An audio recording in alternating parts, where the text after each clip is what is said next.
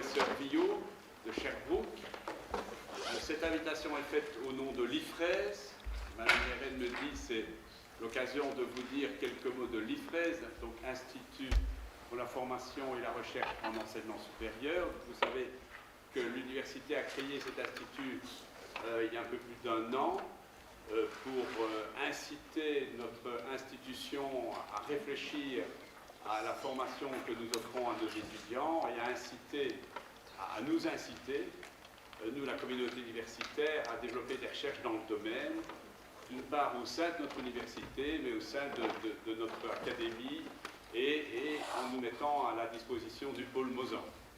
Et donc cet institut a rassemblé un certain nombre de forces déjà existantes dans la maison. Je pense au LARCET et au SMART que vous connaissez tous très bien, a intégré dans ses acquis la réforme pédagogique qui a été faite à la faculté de médecine avec l'introduction du problème de l'AS Learning et a surtout, je vais dire, eu une création cette année. On a créé le CDS, le Centre de didactique supérieure, que dirige Madame Mérène et qui, comme vous le savez, vise à encadrer, à conseiller et à former les enseignants qui s'occupent des étudiants du Bac 1. Et il y a déjà eu un certain nombre d'activités organisées par Bernadette Mérène et Laurent Leduc, qui est notre premier assistant IFRES dans ce domaine. Donc l'IFRES se veut être un animateur, se veut être un rassembleur, veut être à votre disposition, à la disposition des facultés. Et donc nous essayons, nous avons l'ambition d'animer cette réflexion pédagogique dans l'institution.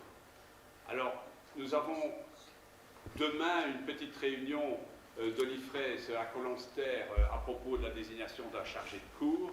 Et comme il se doit dans notre institution, nous invitons des experts extérieurs pour recevoir les candidats avec nous. Et parmi les experts extérieurs que nous avons invités, nous avons pensé à M. Villot qui a très aimablement accepté de venir nous rejoindre et qui est venu travailler déjà avec nous cet après-midi et qui va vous faire un exposé dans quelques minutes. Alors M. Villot, je ne suis pas sûr qu'il faut vraiment le présenter parce que beaucoup d'entre vous le connaissent bien. Il nous vient de Sherbrooke, comme vous le savez, où il est professeur titulaire au département de pédagogie à la faculté d'éducation. Il est particulièrement connu pour les problèmes de motivation et on m'a fait une petite note secrète, dont je vais vous lire quelques éléments à propos de M.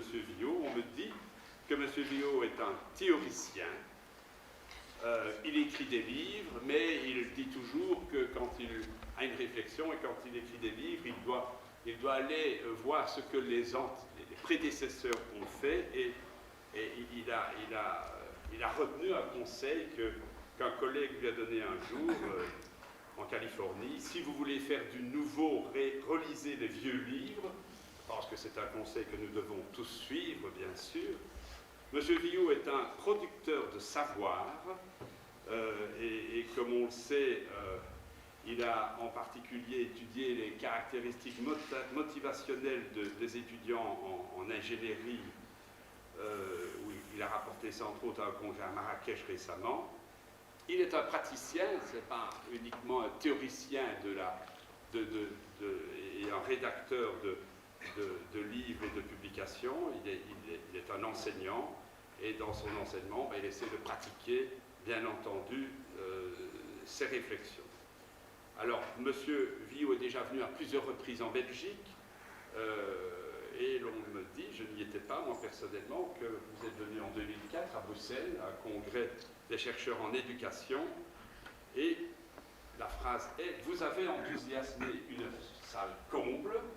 Elle n'est pas comble ici, mais elle est déjà bien remplie, et comblée. Et donc, on est déjà certain, du fait de cette référence sur le passé, qu'à la fin de votre conférence, nous serons tous comblés.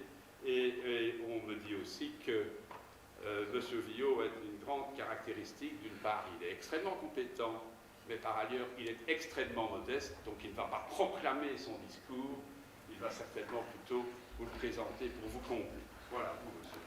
Toujours un petit peu gênant comme ça de se faire présenter. Là. Maintenant, on a un défi à relever. Bonjour, Je remercie bien sûr les gens de m'avoir invité. Je trouve ça toujours très agréable de venir, bien sûr, en Belgique, mais aussi à Liège. Ça fait la 3e fois. Malgré la température, je trouve ça très agréable de venir à Liège. Faites-vous-en pas, au Québec, on a eu un printemps affreux, incroyable. Alors, ça ne change pas grand-chose. Je vous remercie, vous aussi, d'être venus en bon nombre, parce que je sais que, comme on dit chez nous, vous avez sûrement une journée dans le corps. Vous avez travaillé, puis on se retrouve à 5 heures à devoir écouter encore des gens nous parler. Cette fois-ci, c'est de motivation. Alors, merci beaucoup d'être venus.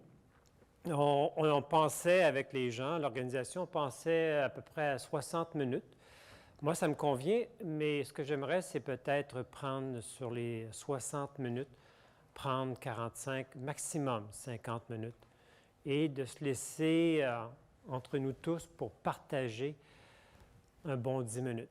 Alors, ne gênez-vous pas s'il y a des choses que je vais vous présenter qui vous conviennent ou qui ne conviennent pas, ou qui suscitent chez vous des questions.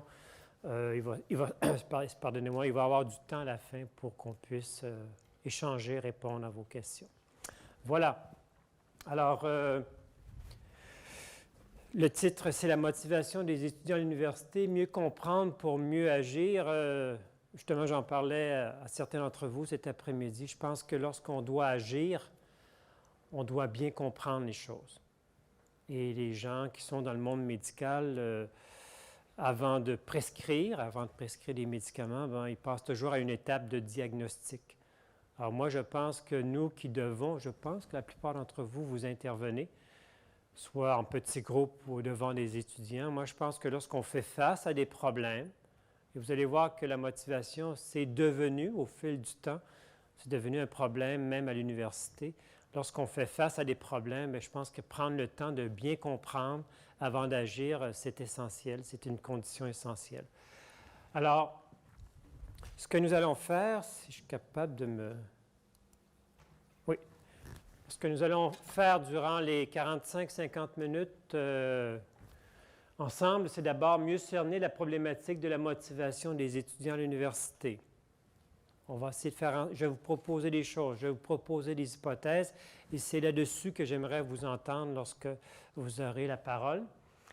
Et bien sûr, bien comprendre la problématique, ça ne nous dit pas comment agir. Alors, on va passer à un autre objectif, si vous voulez bien, c'est de dire quels sont les facteurs sur lesquels un intervenant, un professeur, un enseignant, quels sont les facteurs sur lesquels il a un certain pouvoir.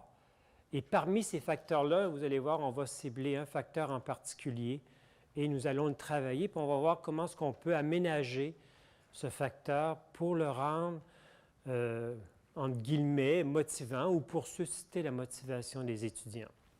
Donc, ce sont nos deux objectifs. Et pour s'y faire, voici le plan que je vous propose. Première chose, on va se poser la question, est-ce que les étudiants universitaires sont démotivés? Alors, je vais vous dire tout de suite, oui, on rencontre maintenant des étudiants démotivés. Dans le passé, c'était plutôt rare. Quand je dis dans le passé, lorsque moi j'étais étudiant, il y a peut-être 30 ans, 40 ans même. Non, pas tant que ça quand même, 20, 25 ans, il ne faut quand même pas étudier à l'université. On rencontrait peu de problèmes de motivation, mais je pense que maintenant, c'est un peu plus courant. Deuxième chose, c'est, et c'est peut-être là que je vais vous proposer, c'est quelles sont les raisons, quelles sont les causes, pourquoi on rencontre dans des classes universitaires, et ça, quelles que soient les facultés, pourquoi on rencontre des étudiants démotivés. On va diagnostiquer un peu plus le problème. Et par la suite, là, on va voir quels sont les facteurs externes, comme je vous disais tout à l'heure, quels sont les facteurs externes sur lesquels on peut intervenir. Et nous allons choisir comme facteur externe les activités pédagogiques. Et nous allons même passer à dire, est-ce qu'on peut avoir des conditions? Est-ce qu'on peut penser à des conditions qui feraient en sorte que les activités pédagogiques, plutôt que de susciter de la démotivation, viennent susciter la motivation des étudiants? Alors, je vais vous en proposer des conditions issues de la recherche. Et on va conclure, bien sûr, avec ça. Alors voilà, je pars le chronomètre. Donc, problème de la motivation, ce que j'ai pu constater à travers les enquêtes et les études que j'ai faites chez les étudiants universitaires, c'est que nous avons à faire face, à un problème de diminution de motivation. Dans la plupart, sinon la très grande majorité des facultés, lorsque les étudiants entrent à l'université, ils le sont motivés. Et nous, ce que nous avons fait, c'est en 2001, avec un de mes collègues, Denis Bédard, on a fait une enquête auprès de l'Université de Sherbrooke, mon université, auprès de toutes les facultés. Alors, je pense qu'il y a 11 ou 12 facultés, parce qu'il y a une école là-dedans, mais mettons 12 facultés. Et avec le vice-rectorat, nous avons fait une enquête quand même d'envergure et nous avons essayé de déterminer le profil d'apprentissage des étudiants dans toutes les facultés. Et il y avait bien sûr des questions sur la motivation. Et une des questions qu'on leur posait, c'est de dire, pourriez-vous nous exprimer sur une échelle de 1 à 10 le degré de motivation que vous avez à suivre vos cours? Et ce qui nous intéressait à travers cette question, c'est de voir est-ce que les étudiants qui entrent conservent ou maintiennent leur motivation jusqu'au bout. Alors, vous avez les résultats qu'on a obtenus. On s'aperçoit qu'effectivement, somme toute, 7,66 sur 10, on peut considérer que les étudiants qui entrent à l'université sont motivés à suivre leurs cours. Et tranquillement, au fil des sessions, on s'aperçoit que la motivation diminue. Alors, rendu à mi-chemin, c'est rendu 7,23. Et à la fin de leur formation, 6,66. Et c'est peut-être ce chiffre qui est un petit peu plus inquiétant.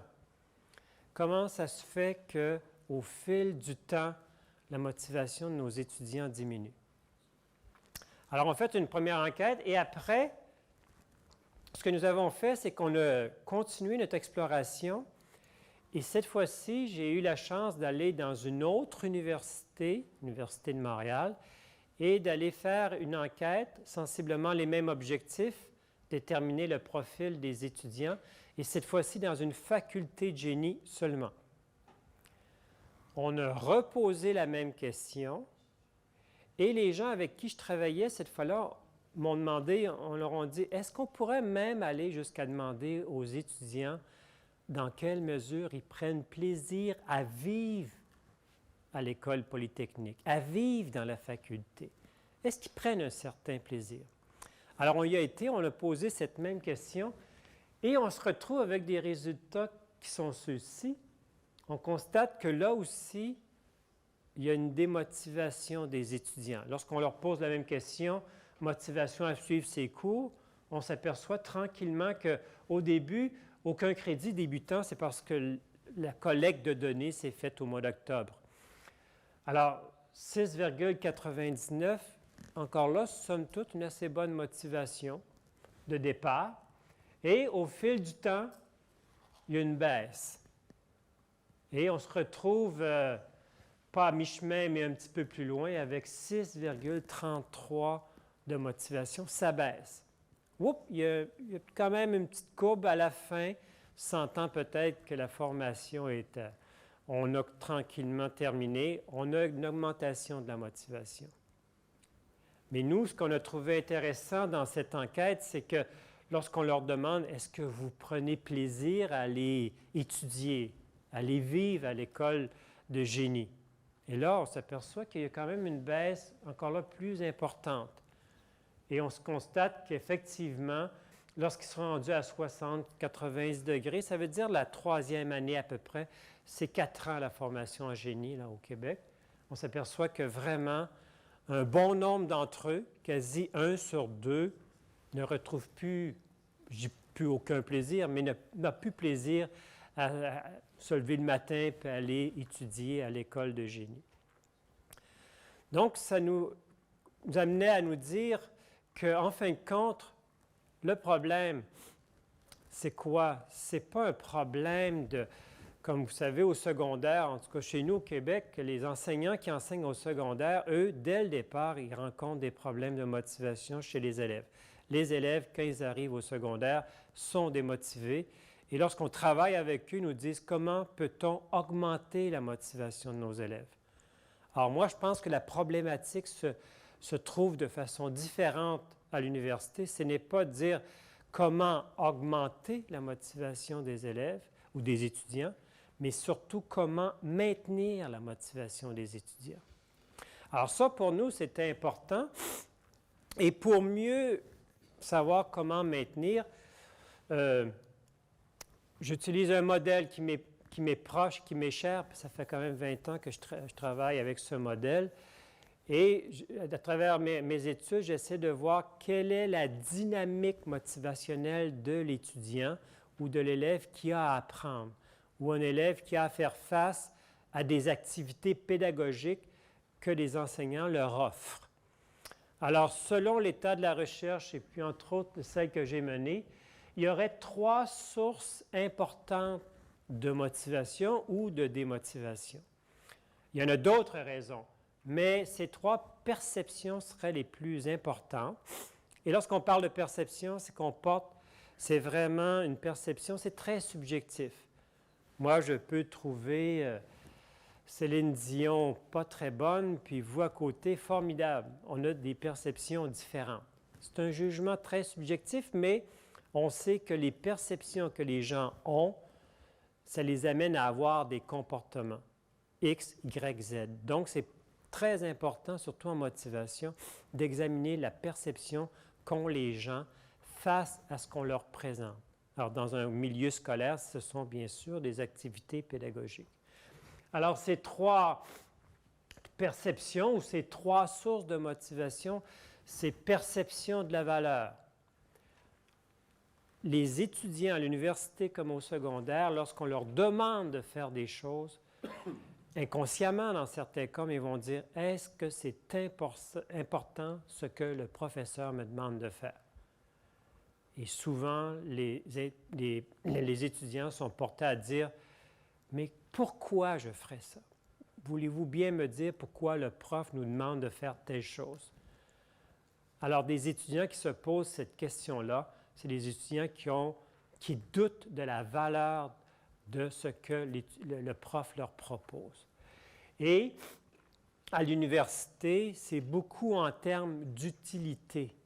Les étudiants vont accorder de la valeur à des activités que vous leur proposez en fonction de l'utilité qu'ils vont en retirer. Si vous leur donnez des exposés, qui sont des activités pédagogiques, et si les étudiants perçoivent que ça leur donne, ça n'a aucune importance parce que ce n'est pas du tout utile pour leur formation, on se retrouve avec des problèmes de motivation. Donc, première source importante de motivation ou de démotivation, perception de la valeur. Deuxième source, perception de compétence. Et je pense qu'on est tous concernés comme ça. Lorsqu'on fait face à quelque chose de nouveau, on se pose la question, est-ce que je suis capable de réussir? Est-ce que je suis capable de réussir comme je le souhaiterais? Et lorsqu'on se sent capable, on est capable de faire les choses, c'est le cas de dire. Et lorsqu'on doute de nous-mêmes, on est porté souvent à reculer ou à éviter ou à juste dévier pour ne pas avoir à faire face à un échec. Je prends souvent mon cas, avant, j'ai commencé à prendre des cours de tennis parce que je suis un adepte du tennis. Et après 1 an, 2 ans, j'ai réussi à augmenter ma capacité de jouer au tennis. Je suis loin d'être un champion, mais j'en suis rendu à un point tel où je me sens assez capable de jouer correctement au tennis, que je suis capable de prendre des joueurs qui sont meilleurs que moi, sachant très bien que je vais perdre, mais quand même, la joute sera intéressante. Parce que je me débrouille assez bien, je connais bien les techniques, je connais bien les stratégies, et puis ça me permet d'y aller, de relever les défis. Contrairement au ski, où je me sens vraiment nul, j'évite d'aller en ski. Alors, c'est facile pour moi lorsqu'on parle comme ça, des AB, mais quand on se retrouve en système de scolaire, qu'on est confronté à des études de cas, des simulations, dites-vous bien que les gens vont se poser la question, est-ce que je vais être capable de réussir? Sinon, on a encore des problèmes de motivation. Et enfin, perception de contrôlabilité. Semble-t-il, selon les recherches, tout individu a un certain besoin, à des niveaux différents bien sûr, mais un certain besoin d'avoir un certain contrôle sur son environnement, sur ce qui se passe dans sa vie. Alors, il y a des gens qui ont besoin vraiment de liberté. Je pense à parce que je suis en train de faire actuellement des recherches sur pourquoi les grands chercheurs comme Einstein, Marie Curie étaient excessivement motivés. Et on retrouve chez ces grands chercheurs un besoin de sentiment de contrôlabilité excessivement fort. Pour eux, c'est essentiel. Ici, Einstein, Charles Darwin ont détesté, mais vraiment détesté leur formation. C'est entre autres parce qu'ils avaient un sentiment de contrôlabilité très, très, très faible. Alors, les 3 sources importantes, comme je vous dis, il y en a d'autres, c'est certain, mais actuellement, on est porté à penser que face à des activités pédagogiques, ces 3 sources-là jouent de façon très, très importante, ce qui fait que lorsque ces perceptions sont élevées, l'étudiant va faire, c'est vrai, je ne peux pas montrer, va faire le choix de s'engager. S'engager, c'est s'y investir, se concentrer, être attentif. L'étudiant va faire le choix de s'engager et aussi il va faire le choix de persévérer, c'est-à-dire de consacrer tout le temps nécessaire. Et généralement, lorsqu'on s'engage, lorsqu'on persévère, on réussit. Et moi, je pense qu'il ne faut pas oublier la petite flèche. Plus on réussit, plus nos perceptions s'élèvent. Plus les perceptions sont élevées, plus on s'engage. Et voilà, la roue tourne du bon côté. Et là, on peut parler de motivation fonctionnelle. Du moment qu'il y a une perception qui est à l'état 0, ce qui est rare, remarquez bien, ou du moment que les perceptions sont faibles, bien, c'est là qu'on rencontre des problèmes de motivation. L'étudiant hésite, ne fait pas le choix, évite, s'engage très peu, persévère très peu. Il ne se retrouve pas devant des réussites, mais des fois des échecs, ou des réussites que lui considère passables. Généralement, ses perceptions en souffrent, et là, la roue tourne du mauvais côté. Et on parle de dynamique motivationnelle dysfonctionnelle. Et là, on rencontre des problèmes de motivation. Alors, c'est avec ce petit modèle que nous avons travaillé et nous avons réexaminé, vous savez, les enquêtes que je vous ai parlé tout à l'heure, nous avons réexaminé la situation et nous avons... ah oui, ça, il faut que je vous parle de ça, j'ai oublié ça, c'est très important.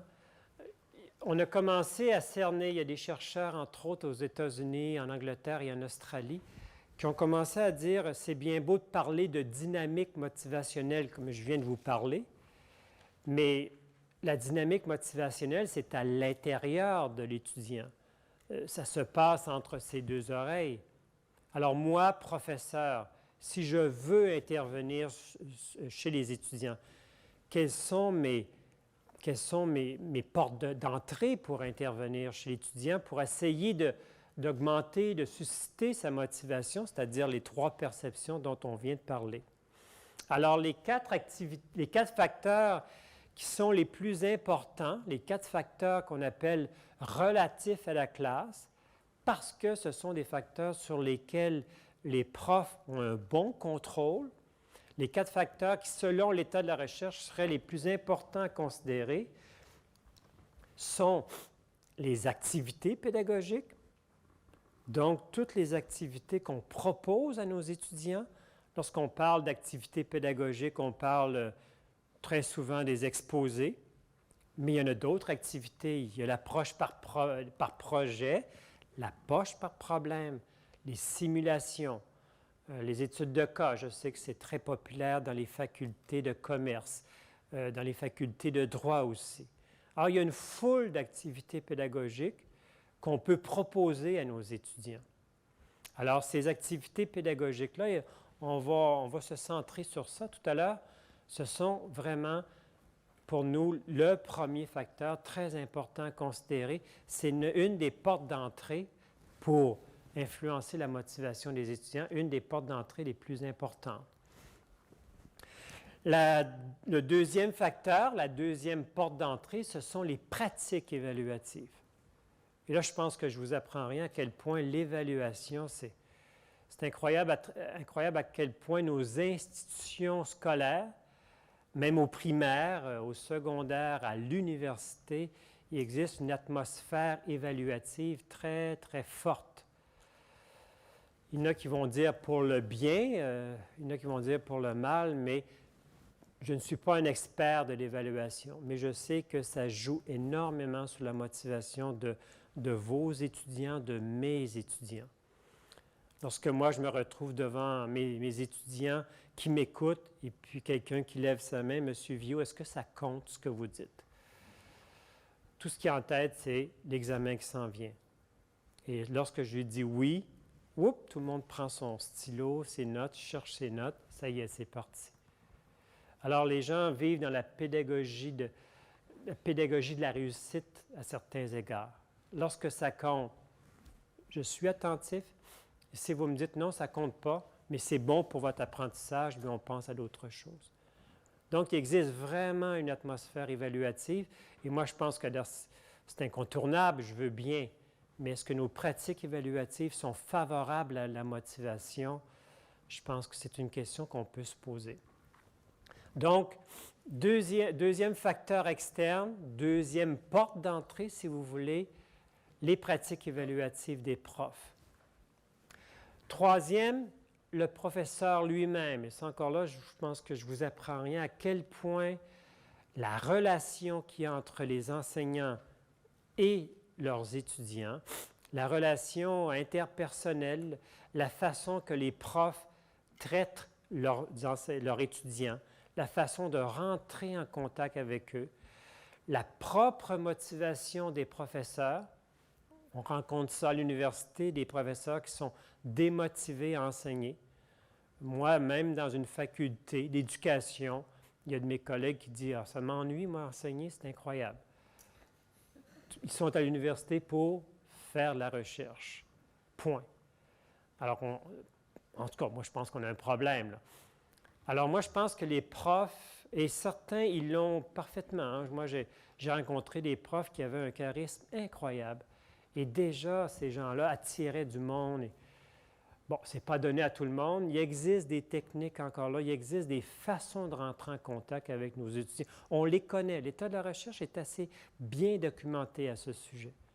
Mais ce qu'on doit se dire, c'est que le professeur lui-même est une source de motivation pour ses étudiants. Et malheureusement, des fois, il est une source de démotivation. Donc, troisième porte d'entrée ou troisième facteur, le prof lui-même. Et enfin, le quatrième, le climat de la classe. Entre eux, les étudiants, lorsqu'on se retrouve 200, 300, 400 comme certains, peut-être que vous rencontrez, lorsqu'ils se retrouvent 50 aussi, lorsqu'ils se retrouvent 20, lorsqu'ils se retrouvent 80, quelle est la relation qu'ils ont entre eux? Est-ce qu'il existe une atmosphère compétitive? Est-ce qu'il existe une atmosphère de collaboration? Est-ce que les étudiants sont contents de rencontrer leurs collègues? C'est ce qu'on appelle le climat de la classe. Et moi, dans mes enseignements, j'ai souvent rencontré des climats très propices à la motivation, mais il faut que j'avoue que des fois, puis je ne sais pas pourquoi, je ne connais pas très bien la dynamique des groupes, mais je sens que cette année-là, ça ne passe pas. Puis pourtant, moi, je me propose le même environnement pédagogique aux étudiants, mais entre eux, il se passe des choses. Et lorsque je les mets en équipe pour travailler, par exemple, les frictions, il y a quelque chose qui ne va pas. Donc, il existe un climat de classe, et moi, je pense qu'il ne faut pas se le cacher, qui joue beaucoup sur la motivation des étudiants, de chaque étudiant. Nous, à travers nos recherches en enseignement supérieur, on ne pouvait pas s'attaquer à ces 4 facteurs. Donc, on a mis de l'énergie, on a travaillé sur les activités pédagogiques. Alors, on a travaillé sur les activités pédagogiques et à travers nos enquêtes, on va le voir, on était voir, on est revenu, si vous voulez, et puis on était voir par rapport à des activités pédagogiques. Alors, à l'approche par projet, les études de cas, l'approche par problème et les exposés, on était voir, dans un premier temps, quelle était la motivation générale, non pas à suivre les cours que nous avions faits, je vous ai présenté, mais à suivre un exposé, à faire de l'APP, l'approche par problème, à faire des projets. On voulait savoir quelle était la motivation pour chacune de ces activités. Et par la suite, vous vous souvenez de mes 3 sources de motivation de tout à l'heure dans le cadre de la dynamique motivationnelle, perception de l'utilité ou de la valeur, première source, perception de compétence, est-ce que je suis capable de faire ce que le prof me demande de faire, et perception de contrôlabilité. On voulait savoir, encore là, si d'abord on pouvait avoir des distinctions en fonction des activités pédagogiques, et de voir quelles étaient parmi ces activités-là celles qui étaient les plus propices ou qui étaient les plus positives face à la dynamique motivationnelle des étudiants. Alors, je pense que vous pouvez vous en douter, ce sont les activités qui sont les plus dynamiques pour l'étudiant, problèmes, études de cas et projets, qui, lorsqu'on examine les perceptions des étudiants, qui sont les plus favorables à la motivation. Et celle qui est la moins favorable, c'est l'exposé. Alors là, nous avions 4433 sujets et les gens nous ont répondu pour l'exposé. Et pourquoi nous avons moins de sujets pour les autres? C'est parce qu'on leur a demandé, parmi les activités que vous suivez dans votre faculté, laquelle est la plus fréquente? Et après, répondez aux questions qui suivent. Perception d'utilité, de compétence, à la lumière de cette activité-là. Alors, les 1032, l'approche par projet, beaucoup dans la faculté de génie, parce qu'il marche beaucoup par projet, et dans d'autres facultés. C'est pour ça qu'on a quand même un nombre très intéressant. L'approche par problème, c'est la même chose. Il y a une faculté, entre autres, la faculté de médecine chez nous, où elle est essentiellement l'approche par problème. Les études de cas, ce sont les facultés de droit et d'administration qui sont les plus représentées et qui forment les 688 sujets. Alors, nous avons des différences. Est-ce que les différences sont énormes?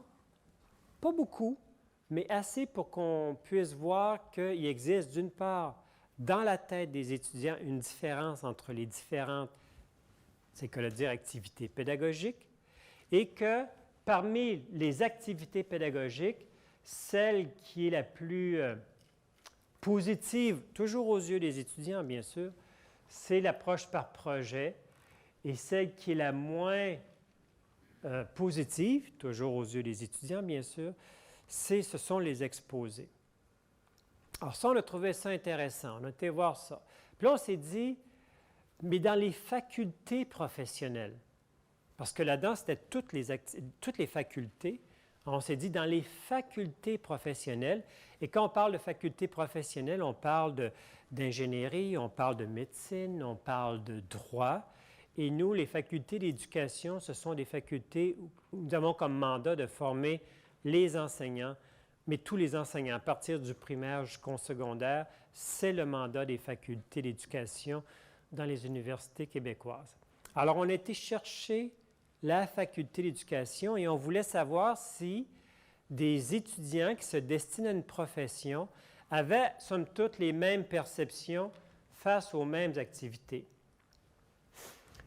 Alors, dans la faculté d'éducation que nous avons examinée, il y avait surtout 3 activités. On a enlevé les exposés, on voulait vraiment connaître les perceptions des étudiants face à ces trois activités pédagogiques qui sont annoncées comme les plus innovatrices. Lorsqu'on parle d'innovation pédagogique à l'université, lorsqu'on parle d'activité, on parle toujours de l'approche par projet, l'approche par problème, les études de cas.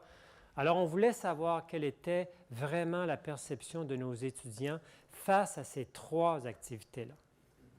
Et pourquoi on se pose ces questions-là? C'est parce que par la suite, ce qu'on fait, c'est qu'on prend ces données, puis on se retourne vers les professeurs.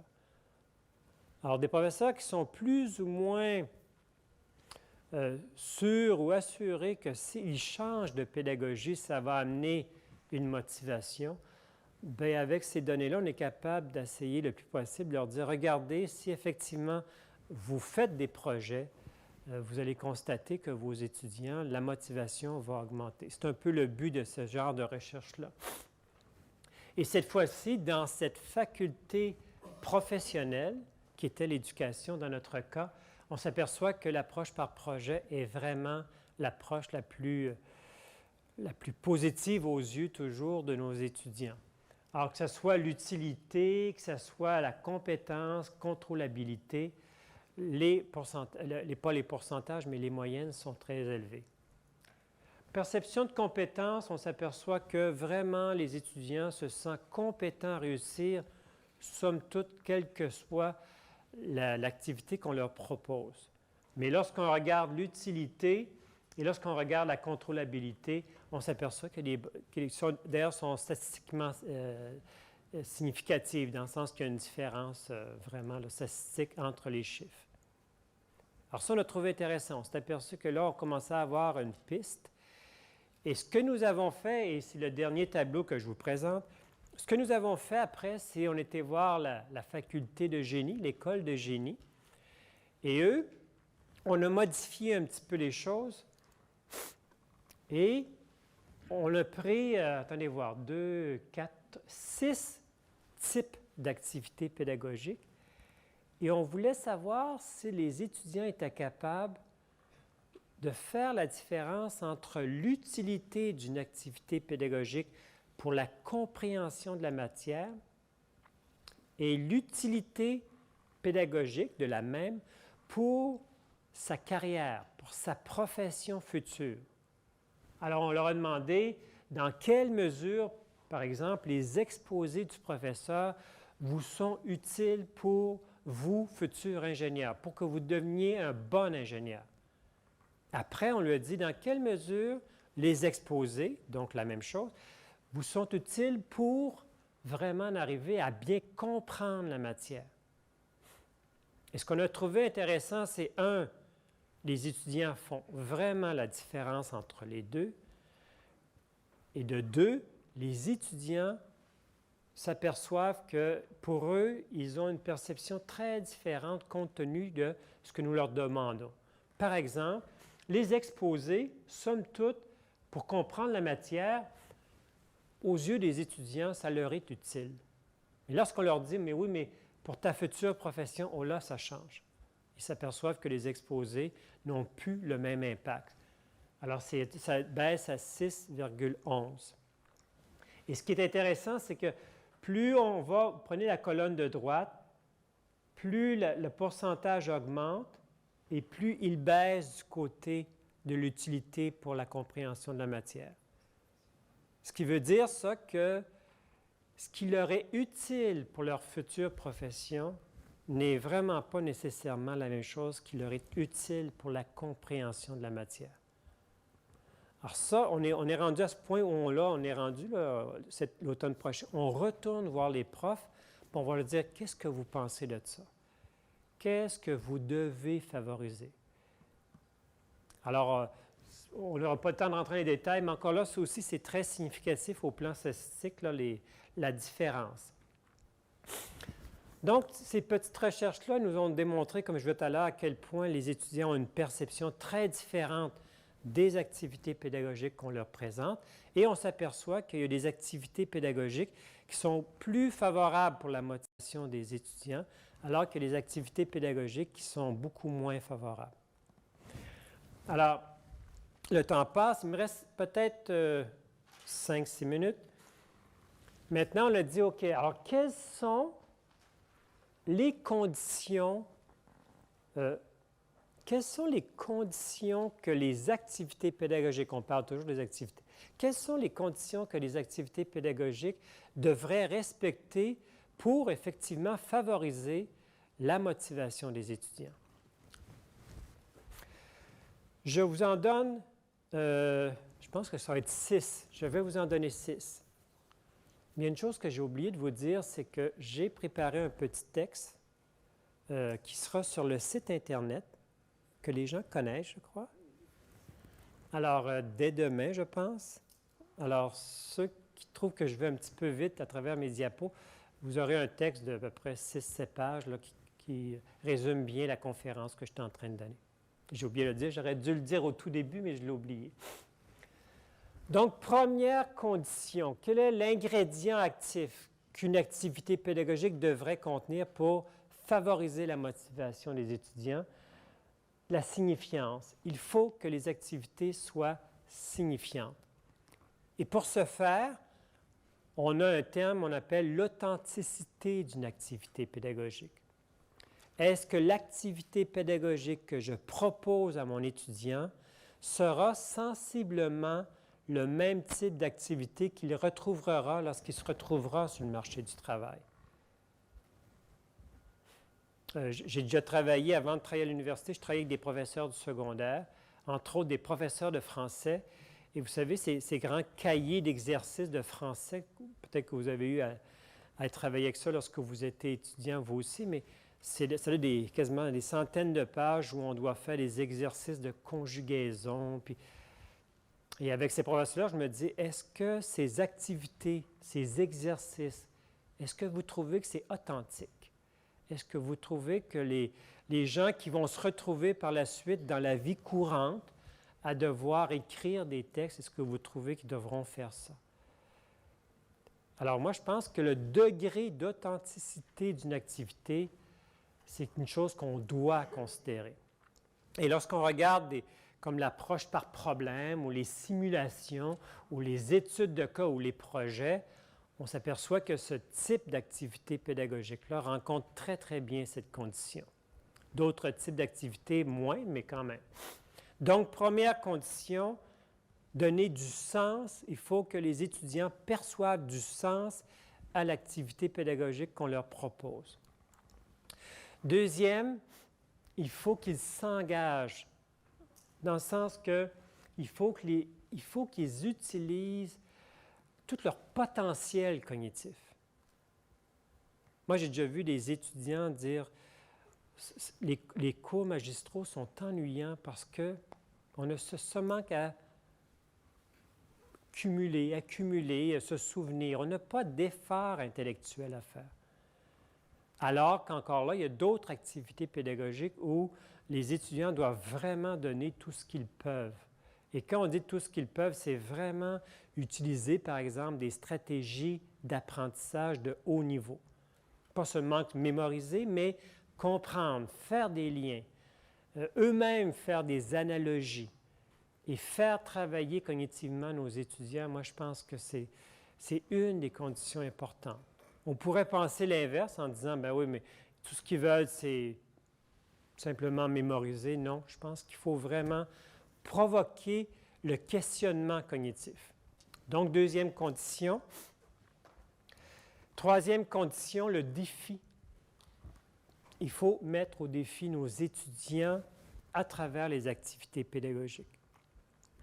Puis un défi, c'est quelque chose qui est difficile, mais qui est réalisable. Il faut que ça soit réalisable aussi. Alors, mettre au défi nos étudiants. Et ça, je pense qu'ils attendent. Là, moi, je sais que dans l'école de génie où je travaille, lorsqu'on leur propose des projets, puis lorsqu'on organise, vous savez, ils ont des concours de savoir qui va faire quoi, les étudiants adorent ça. Mais vraiment adorent ça, là, je n'exagère pas, ils adorent ça. Puis ils rentrent en compétition avec d'autres facultés de génie. Puis des fois, ils vont jusqu'au niveau du Canada, alors ça y est, les photos se prennent. Mais ils ont beaucoup appris à travers ces projets-là. Donc, de susciter un défi, je pense que c'est très important pour nos étudiants. Excusez-moi. Quatrième condition, le choix. Comme je vous disais, on a besoin, nous tous, nous, nos étudiants, d'avoir un sentiment de certain contrôle sur ce que nous faisons. Puis est-ce que nous donnons la possibilité à nos étudiants de faire des choix dans ce que nous leur proposons. Il y a une différente façon, le temps passe, je n'ai pas le temps, mais j'ai travaillé très rapidement avec un professeur de génie qui me disait, ben oui, mais je ne peux pas, Et ce que nous avons fait, c'est on a pris une feuille et on a mis tous les éléments de son enseignement, entre autres tous les critères d'évaluation, les façons qu'il évaluait, et nous avons fait 3 colonnes avec le professeur. On a une première colonne, ce qui est de mon ressort, donc ma responsabilité. Deuxième, ce qui est négociable. Puis troisième, ce que je peux leur donner comme décision. Puis on a repris les éléments que nous avions mis.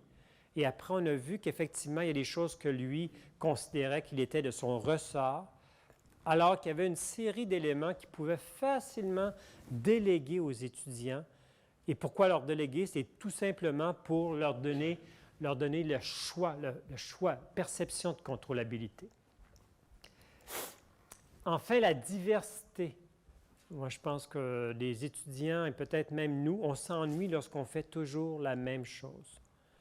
Donc, moi, je pense qu'il faut proposer la diversité. Il faut en arriver à leur proposer des fois une activité, puis le lendemain, une autre activité. Il faut qu'elle soit bien sûr bien imbriquée, mais leur proposer la diversité, je pense que c'est très important, surtout avec les jeunes que nous avons de nos jours.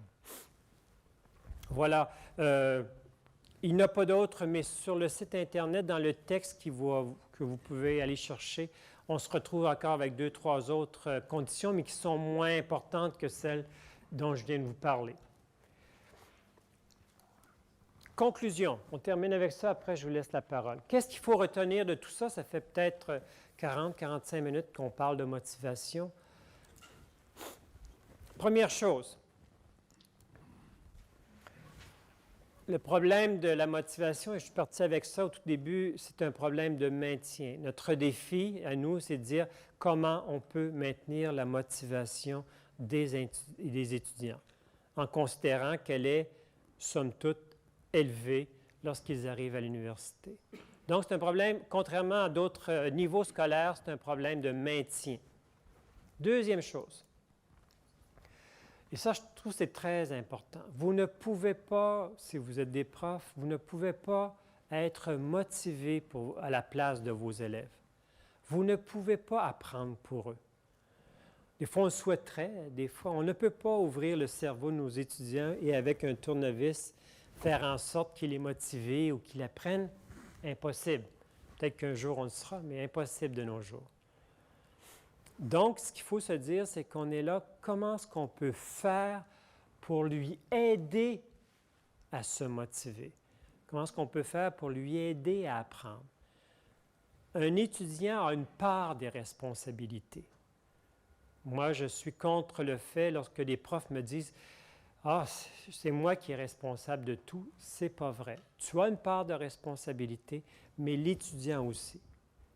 Donc, le rôle du professeur, c'est de créer un environnement propice à la motivation et de créer un environnement propice à l'apprentissage. On ne peut pas aller plus loin, mais c'est beaucoup, à mon avis. Troisième chose, il existe des portes d'entrée. Alors, je vous en ai parlé, les facteurs ou les portes d'entrée. Pour un prof qui veut favoriser la motivation de ses étudiants, il existe des portes d'entrée. Et les portes d'entrée, on se les rappelle, les activités pédagogiques qu'un professeur propose, il y en a plusieurs. Ces pratiques évaluatives, on n'a malheureusement pas le temps d'en parler, mais on pourra en parler longuement. Le climat de la classe que le professeur instaure.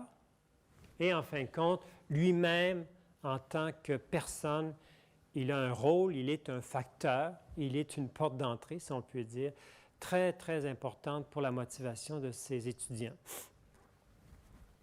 Quatrième, et on termine avec ça, pour qu'une activité pédagogique, parce que nous avons pris un facteur, les activités suscitent la motivation des étudiants, il faut que les étudiants sentent qu'elle est utile pour eux, pour leur apprentissage.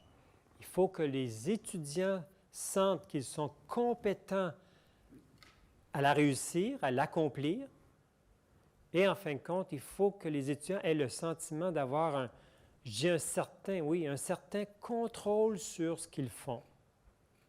Et si vos activités pédagogiques rencontrent ou font en sorte que ces perceptions-là soient favorables, il y a de très bonnes chances que les étudiants, ou la très grande majorité des étudiants, soient motivés.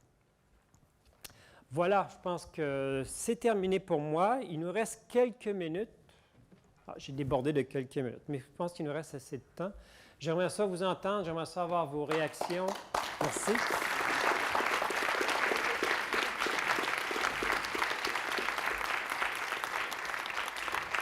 Oui, monsieur.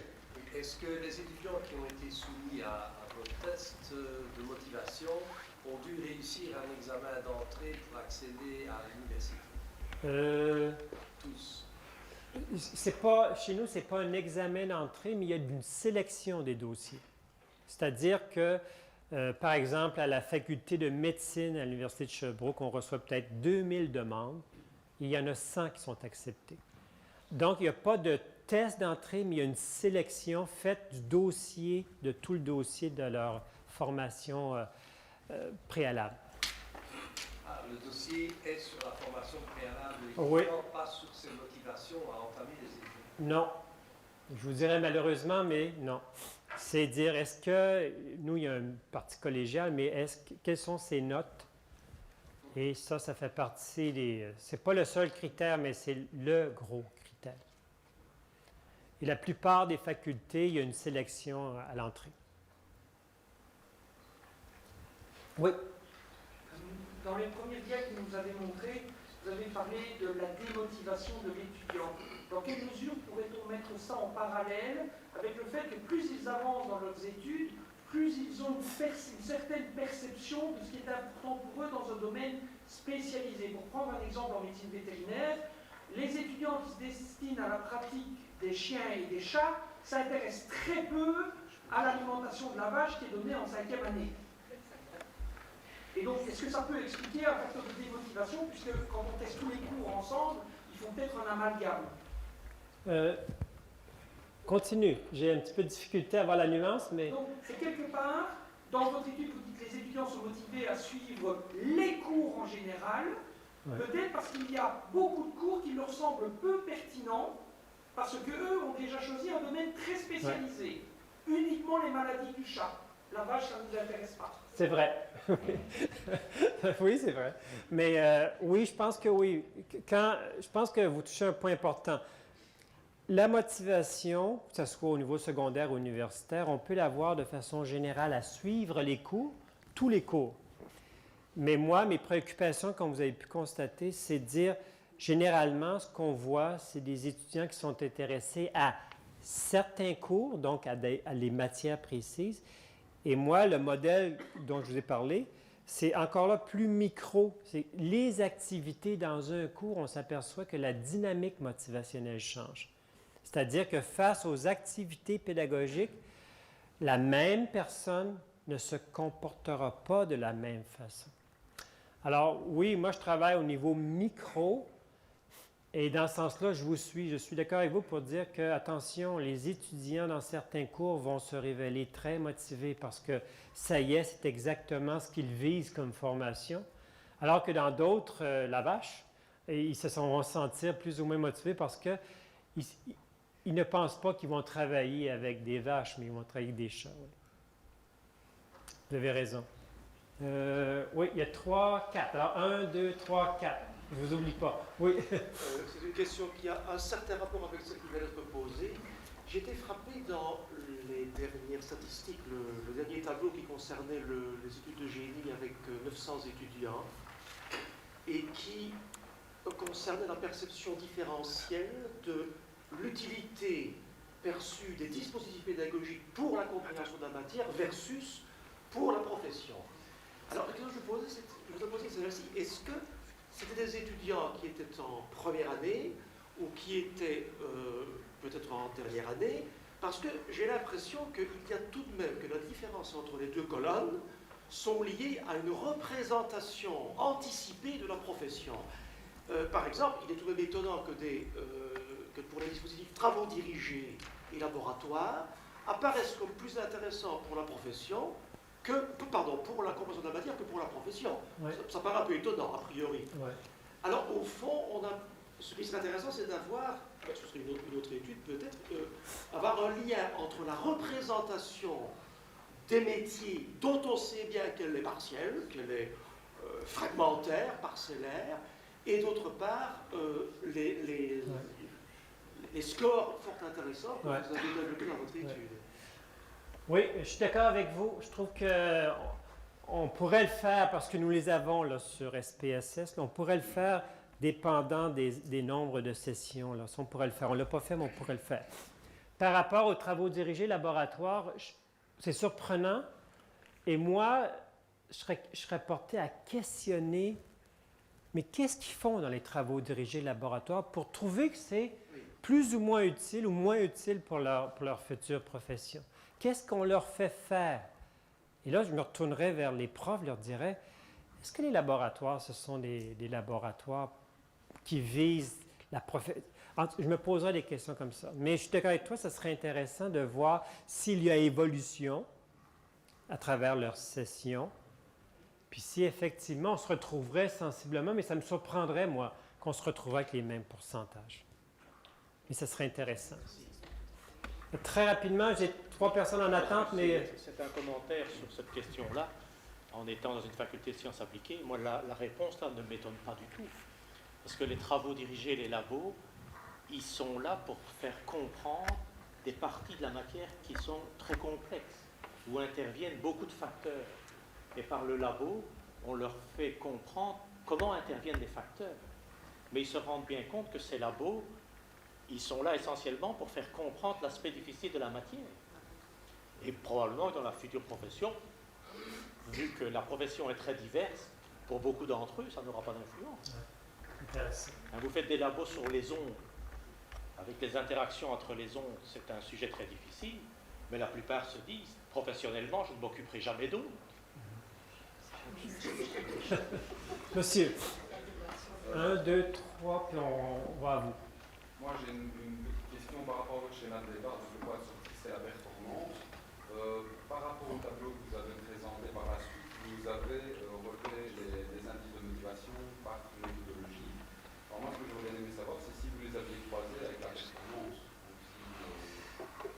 Vous êtes capable de mesurer s'il y a effectivement un parallèle, comme vous l'avez mentionné dans le schéma, entre l'indice motivationnel et la performance. OK. Non, et je vais vous dire pourquoi. Parce que dans le modèle ici, vous parlez de réussite, bien performance, elle a tout fait, bon. C'est sûr que pour arriver à la réussite, et à notre avis, c'est une condition essentielle, il faut vouloir, il faut être motivé pour. Mais ce n'est pas la seule condition essentielle. Il faut pouvoir aussi. Il faut avoir les connaissances nécessaires. Comme beaucoup de professeurs trouvent que les étudiants qui leur arrivent, ils ont des connaissances hétérogènes, lacunaires, ils sont toujours en train de faire ce qu'on appelle du rattrapage, puis ils disent c'est incroyable, ça m'arrive dans mon cours, puis il leur manque une série. Donc, c'est une condition très importante pour la réussite finale. Ce qui veut dire que si moi, si je mesurais effectivement les 3 sources versus la réussite, je pense qu'il me manquerait quelque chose d'essentiel qui s'appelle les capacités ou les connaissances antérieures des étudiants pour réussir. Donc, on a toujours hésité. Pour ça qu'on a toujours essayé de connaître quelle est l'influence des 3 perceptions sur l'engagement et la persévérance. Comme la persévérance, là, on a mesuré, dire quelqu'un qui a une perception de compétence élevée, est-ce qu'il va persévérer? Est-ce qu'il va travailler cognitivement, l'engagement cognitif? Réussir, on pense que on ferait un faux pas de mesurer le lien direct. Madame, je crois. Oh, non, c'est monsieur, madame. Monsieur, madame. Puis je pense qu'après, ça va être la fin. Votre approche théorique de la motivation de l'étudiant est très intéressante. En plus, elle nous permet de nous situer chacun de nous par rapport à ce que nous faisons. Ce qui est intéressant aussi, c'est qu'on peut faire un parallèle avec la motivation au travail. Dans la gestion des ressources humaines ou la psychologie du travail, il suffit d'appliquer, de dupliquer ça, changer quelques termes. On est vraiment aussi dans la même démarche. D'où ma question, donc, dans la motivation au travail, on sait qu'il y a un élément culturel qui joue.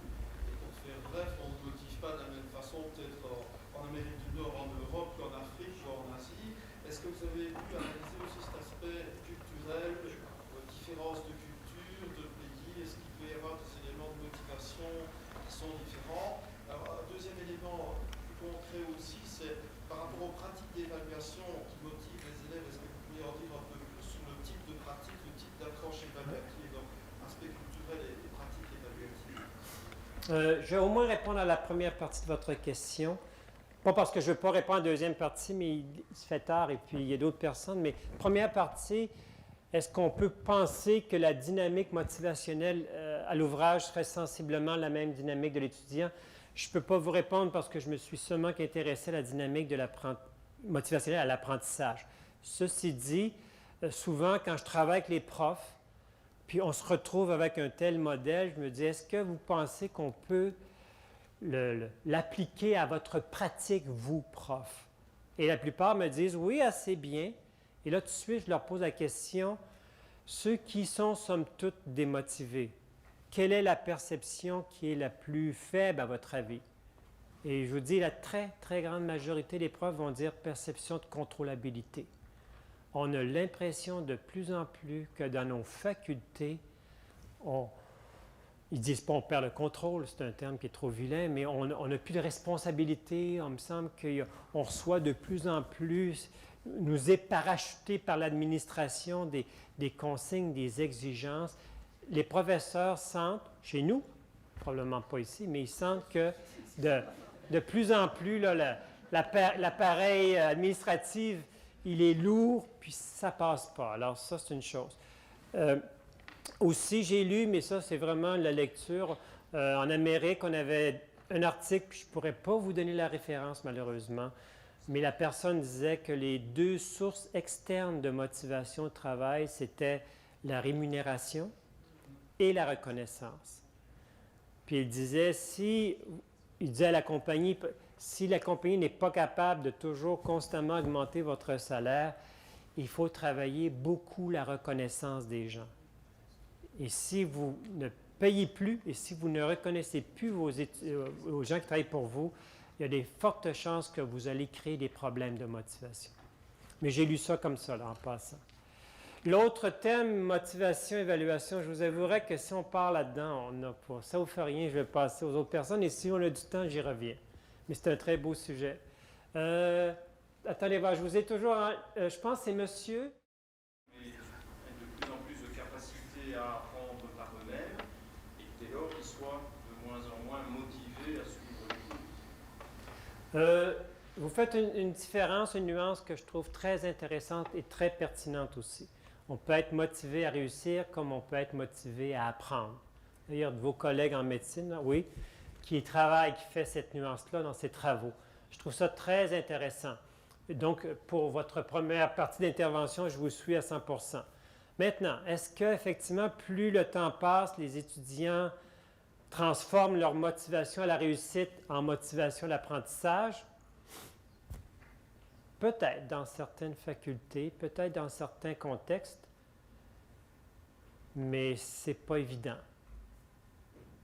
Je trouve que, encore là, j'y reviens là, pour ne pas en parler du système d'évaluation, mais les systèmes d'évaluation qu'on met en place, du moins dans nos facultés et nos universités, j'ai l'impression que ça amène toujours les étudiants à travailler pour la note.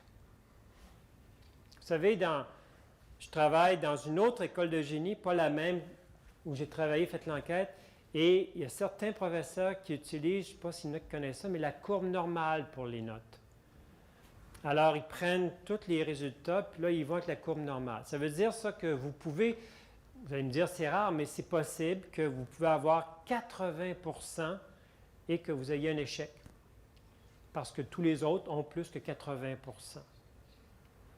Alors moi, je trouve que pour la motivation, là, la motivation en prend un coup.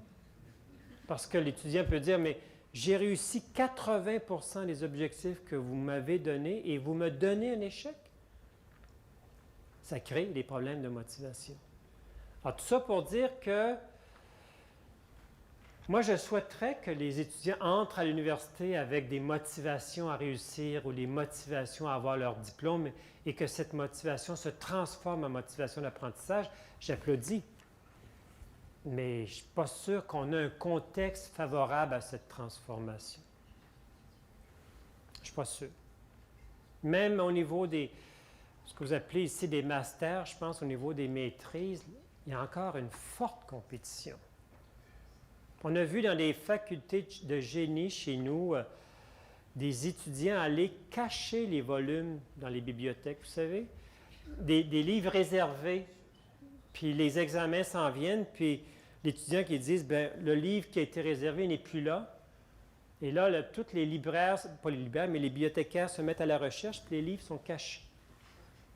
Des pages déchirées pour pas que les autres étudiants réussissent. La courbe normale, si les étudiants réussissent, ils ne s'aident pas, les étudiants, ils sont très individualistes, alors que des ingénieurs, c'est supposé travailler en équipe.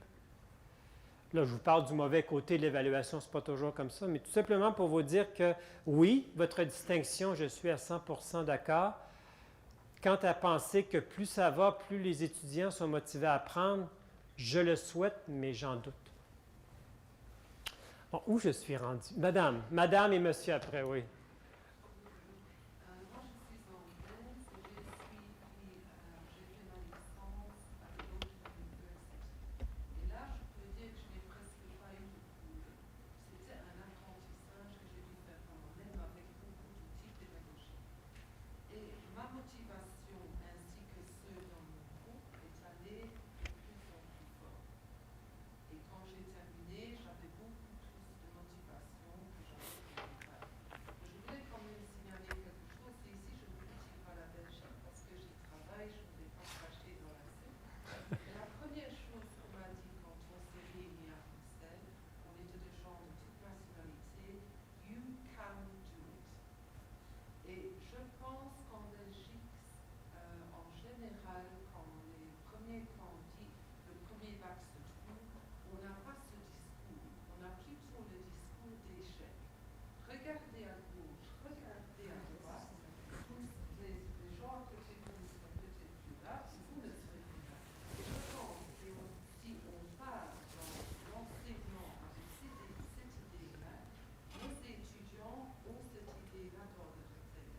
Et je trouve que c'est notre façon en tant qu'enseignant qui compte.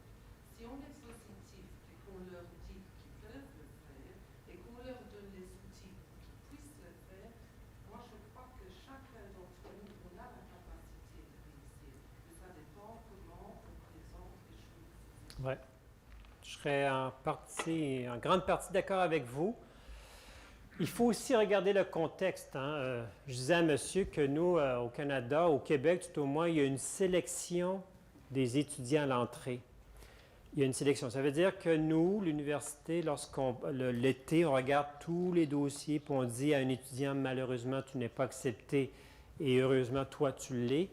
Moi, je trouve qu'à partir de ce moment-là, l'administration a une certaine responsabilité dans la réussite de l'étudiant. Pas à 100%, l'étudiant doit travailler, bien sûr. Mais si moi, j'ai décidé que cet étudiant-là, je le recevais parce qu'il avait les capacités pour réussir, je pense que nous, on a une responsabilité de créer les conditions nécessaires à sa réussite. Et après, ça sera à lui de réussir. Deuxième point par rapport à ce que vous dites, effectivement, est-ce qu'on doit créer une atmosphère de compétition comme vous avez exprimé, ou on doit plutôt créer une atmosphère de collaboration? Je pense que chaque faculté a une culture par rapport à ça.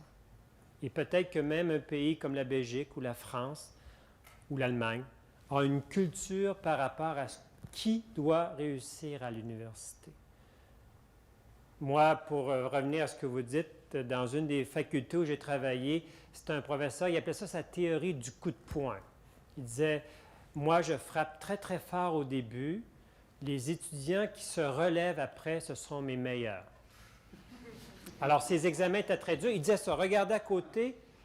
Et moi, je lui disais, c'était encore dans une faculté de génie, j'ai dit, si tu étais capable de m'assurer que l'étudiant qui reste couché ne serait pas devenu un bon ingénieur, je serais d'accord avec ta théorie. Est-ce que tu es capable de me le jurer? Il dit non. Il dit, bon, ben là, ça ne marche pas ton affaire. Parce que si effectivement ceux qui restent à terre, c'est ceux qui auraient fait des mauvais ingénieurs, des mauvais médecins, des mauvais avocats, des mauvais enseignants, c'est correct. Mais si on n'est pas capable de s'assurer que ceux qui ne sont pas capables de se relever n'auraient... Là, je ne pense pas que la théorie tienne la route. Bon, alors là, j'ai un monsieur, 1, 2, puis là, on arrête là, d'accord? Parce qu'il est 6h15 et je vois des gens, on leur avait promis 6h. Mais on va jusqu'à vous. Allez. J'avais une question sur le modèle et sa valeur prédictive. A priori, j'aurais tendance, en voyant le modèle, à dire que plus l'étudiant va avancer dans les années, plus il va être motivé. Puisqu'en principe, la valeur, sa perception de la valeur va augmenter, puisqu'on va se rapprocher d'un contexte professionnalisant.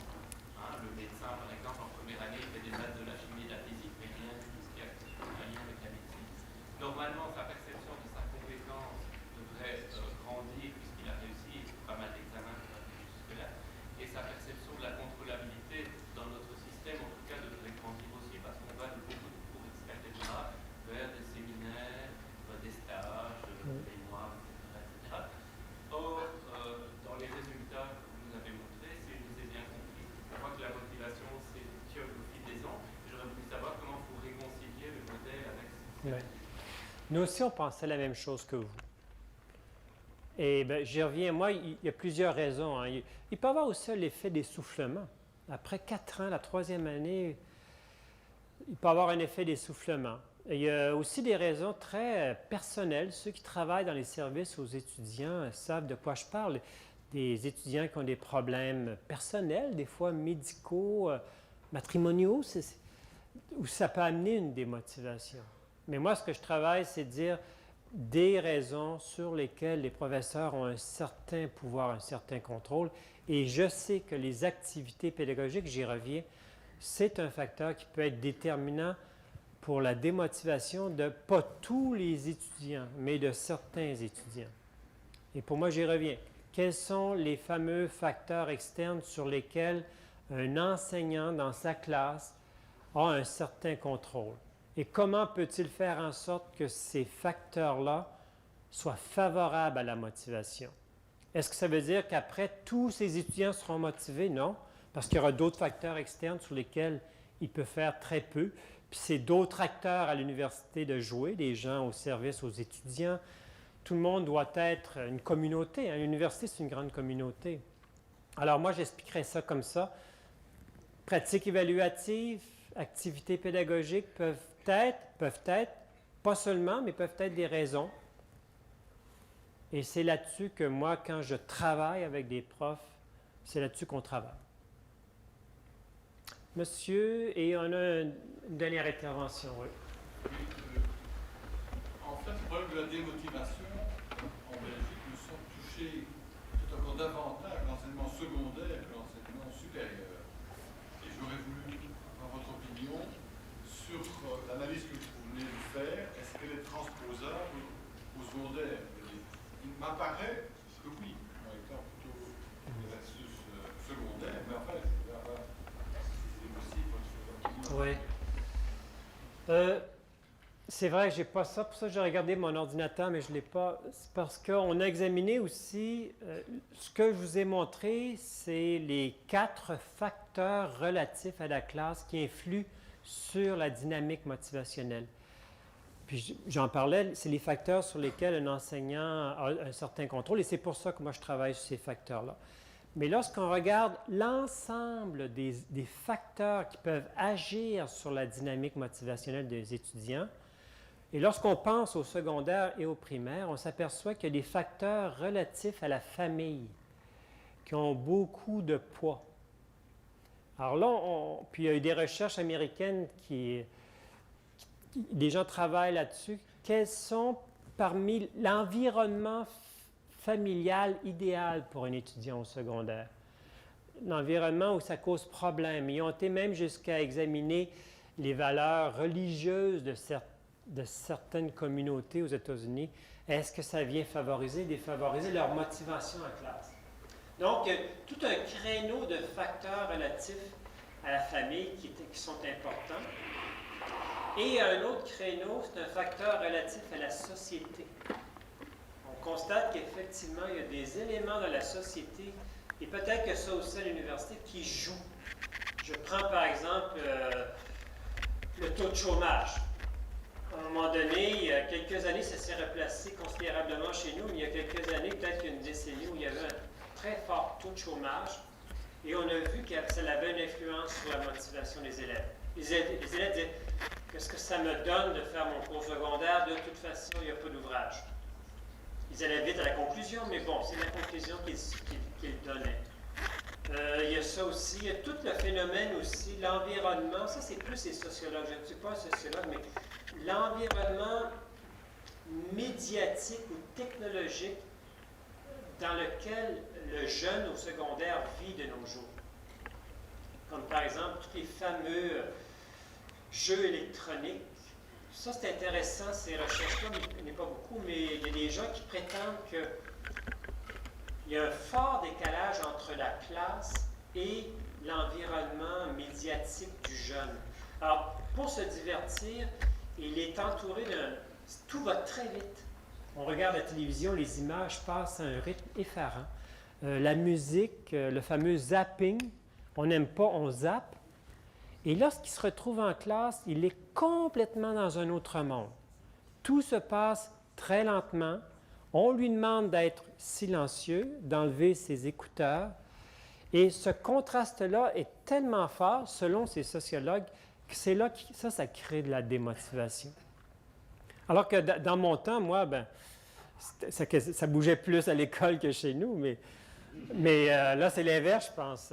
Alors, ils appellent ça la génération du zapping. Ils ne sont pas capables de zapper l'enseignant. Alors, si l'enseignant n'est pas très bon, ils ont beau essayer, ça ne fonctionne pas.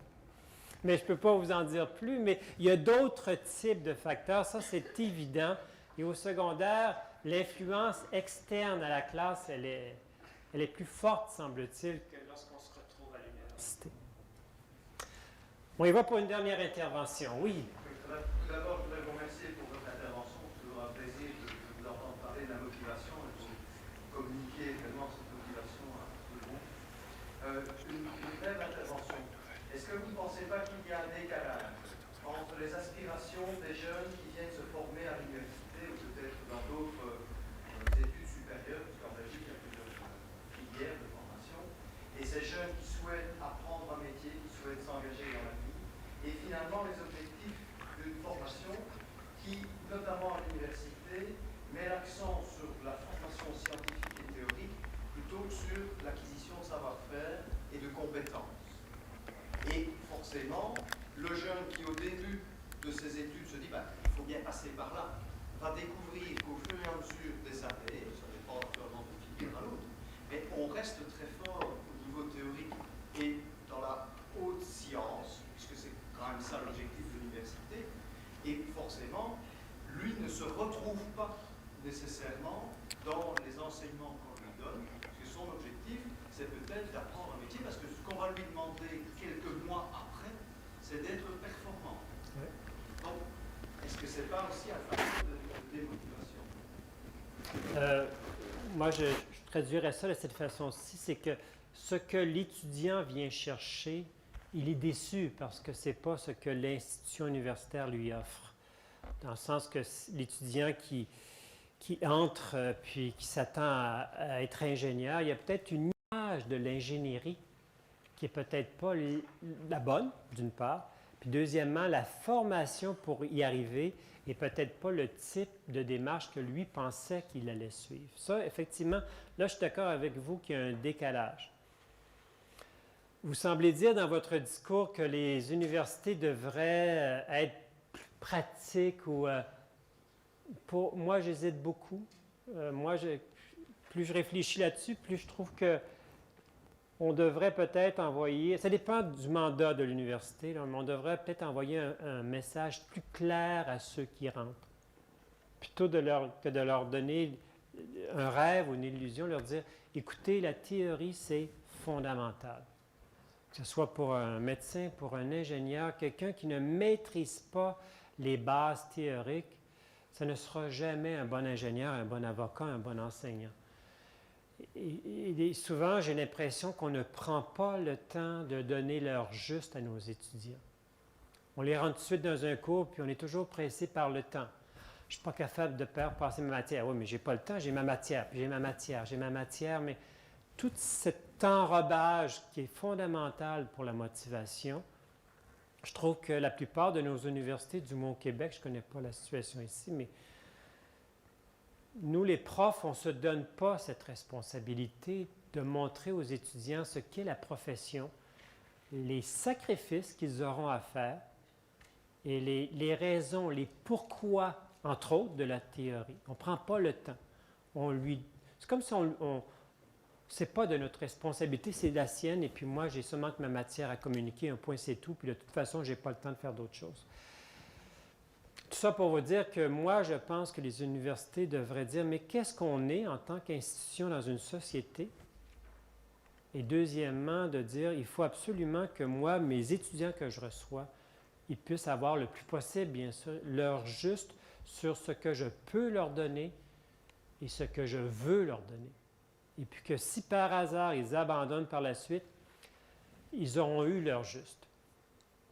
Mais nous, on commence à avoir au Québec énormément de compétition entre les universités et les étudiants, ça rentre.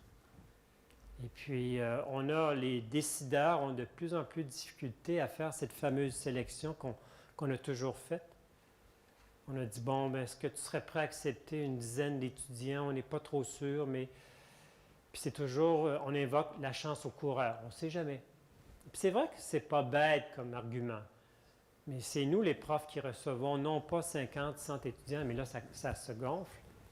Et on est obligé, malheureusement, dans ces cas-là, d'avoir des modes d'évaluation très sélectifs. Alors, je sais que je ne réponds pas à votre question, mais j'y réfléchis tout haut. Mais moi, j'aimerais ça que l'université se garde un rôle... Vous dites théorique, mais d'intellectualisation des choses. Si ça ne se fait pas à l'université, où ça va se faire? Nos sociétés sont sûrement pas à travers les masses médias qui deviennent, en tout cas chez nous, tellement, qui se donnent un rôle de divertissement, un point, c'est tout. Primaire, secondaire, ils font de leur mieux, hein, ils ne peuvent pas faire plus. Alors, si les universités ne sont pas un centre où on peut théoriser, réfléchir, intellectualiser les phénomènes, où ça se fera dans une société. Mais ça, les étudiants n'ont pas cette conception, je pense. Ils viennent chercher un emploi. Je veux bien, puis c'est tout à fait correct. Mais je ne peux pas aller plus loin, mais ça me fait réfléchir. Est-ce que c'est moi qui donne le mot de la fin ou... Voilà, M. Baudiver a dû partir à une réunion et il me revient de très grand plaisir de remercier au nom de tous M. Villot. Je pense que, comme on l'avait dit au préalable, il est passionnant et il sait passionner. Il est très, très pondéré et il sait aussi nous motiver. Donc je crois vraiment qu'on peut le remercier pour cet exposé clair et plein d'espoir. Merci beaucoup.